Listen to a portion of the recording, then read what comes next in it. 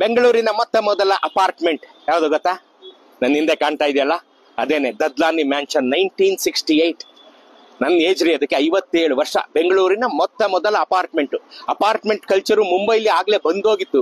ಬೆಂಗಳೂರಲ್ಲಿ 68ನೇ ಇಸ್ವಿಲ್ ಬಂತು, ಇವತ್ತು 57 ವರ್ಷಗಳಿಂದ ಬಂತು. ಇಲ್ಲಿ ನನ್ನ ಹಿಂದೆ ಕಾಣ್ತಾ ಇದೆಯಲ್ಲ, ಅದೇನೆ ದದ್ಲಾನಿ ಮ್ಯಾನ್ಷನ್ 1968. ನೋಡಿ ಇಲ್ಲಿ ಬಂತು, ಮೊದಲನೇದಾಗಿ ಬಂತು.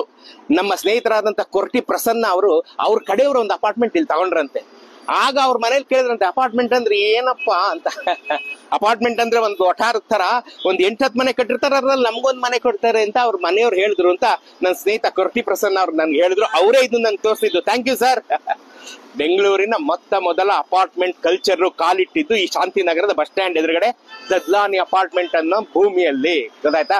ಶಾಂತಿನಗರ್ ಬಸ್ ಸ್ಟ್ಯಾಂಡ್ ಎದುರುಗಡೆನೆ ಇದೆ. ನೀವು ಶಾಂತಿನಗರ್ ಮೇನ್ ರೋಡ್ ಅಲ್ಲಿ ಓಡಾಡ್ಬೇಕಾದ್ರೆ ಬಲಗಡೆ ತಿರುಗಿ ನೋಡಿದ್ರೆ ಸಾಕು, ಸ್ವಲ್ಪ ಮೇಲ್ಗಡೆಗೆ ದದ್ಲಾನಿ ಮ್ಯಾನ್ಷನ್ ಕಾಣುತ್ತೆ. ಬೆಂಗಳೂರಿನ ಮೊತ್ತ ಮೊದಲ ಅಪಾರ್ಟ್ಮೆಂಟ್. ನೀವು ಈ ಕಡೆ ಬಂದಾಗ ದದ್ಲಾನಿ ಅಪಾರ್ಟ್ಮೆಂಟ್ ನೋಡಿ ಇದನ್ನು ನೆನ್ಸ್ಕೊಳ್ಳಿ.